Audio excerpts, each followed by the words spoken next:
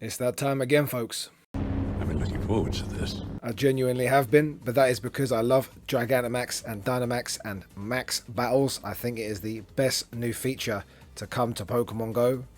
Raids are still fun, but I find this more fun and it's more strategic. You actually have to think more about what you're doing. So let's get into this quick guide for Gigantamax Butterfree. Running Sunday, August 3rd from 2 to 5 PM local time.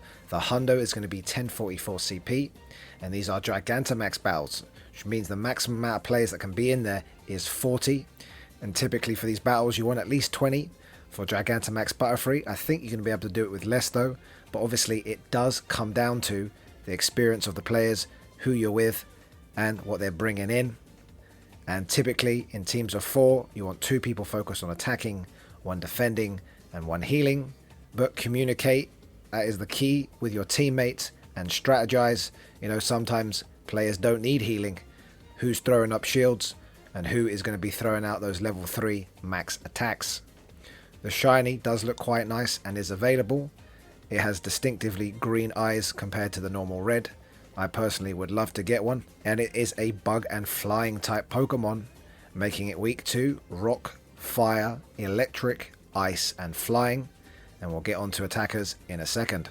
Butterfree is going to have access to Struggle Bug, Confusion and Bug Bite, and it'll have access to the charge moves Psychic, Bug Buzz and Signal Beam. And here there's not really much to worry about. Usually I highlight in red the moves or the charge moves that you usually want to look out for, as those are the ones that can one-shot some of your Pokemon.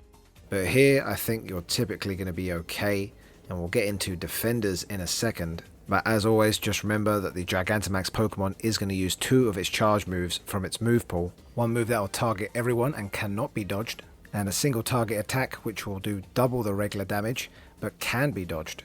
So look out for the 3 yellowish lines above your head when in battle. That will indicate for you to swipe left or right. If you do it in time before it turns red, you will manage to successfully dodge that single target attack. Now we can talk attackers, and by far the number 1 choice is going to be Gigantamax Cinderace. You might see that it has the fast attack tackle, and that is because that is a 0.5 second move. This is what you want to charge the meter up as fast as possible, getting to the Dynamax or Gigantamax phase. But typically you do not want to stay in with your attackers. You actually want to swap into these during the Dynamax or Gigantamax phase to dish out the level 3 max attack. Of course, sometimes it's the only Pokemon you have left, so you will be in there with it. If you don't have Gmax Cinderace, the next best option is going to be Toxtricity. Following that, Gigantamax Charizard.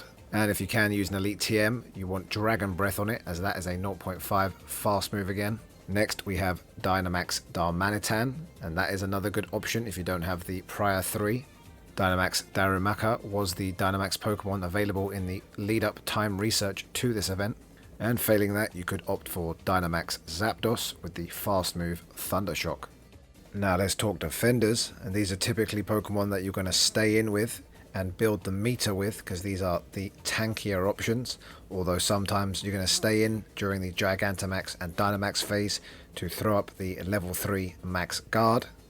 And both Zacian and Zamazenta are going to be excellent picks.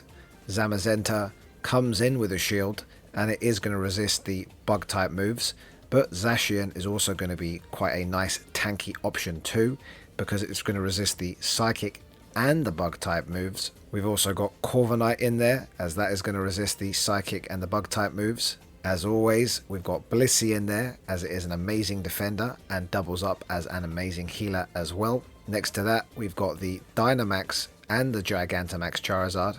That's actually going to be quite a decent defender as well, if you don't have any of the previous Pokemon. And once again, you want Dragon Breath on there if you can use an Elite TM, because that is going to be a 0.5 fast move. Healers, if you've seen my prior videos, you'll know what I'm going to say here. Blissey is by far the best healer in the game. Healers that are good are going to be Pokemon with large health pools. Blissey has a huge health pool, but it's also an amazing defender, which is why if you're serious about max battles, you definitely need to invest in Blissey, as it is amazing defender and healer, can double up as both.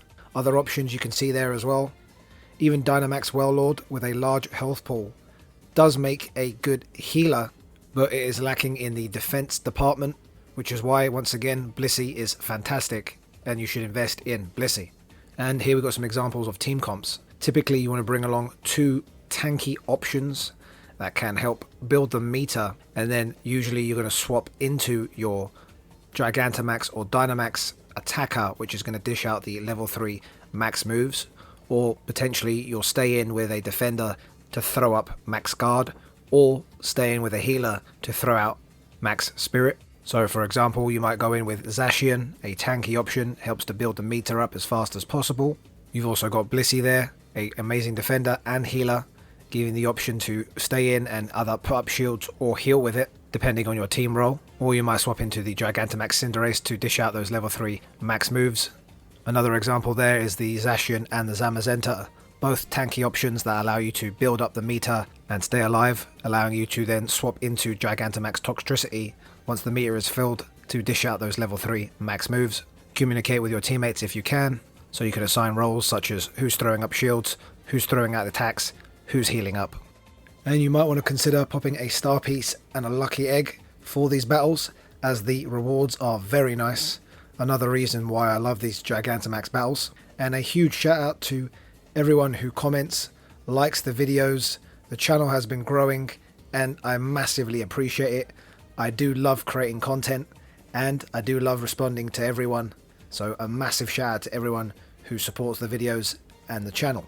Good luck to everyone doing these battles though. Hopefully we all get a shiny or a hundo or a shundo. That would be nice. 1044 is the hundo once again.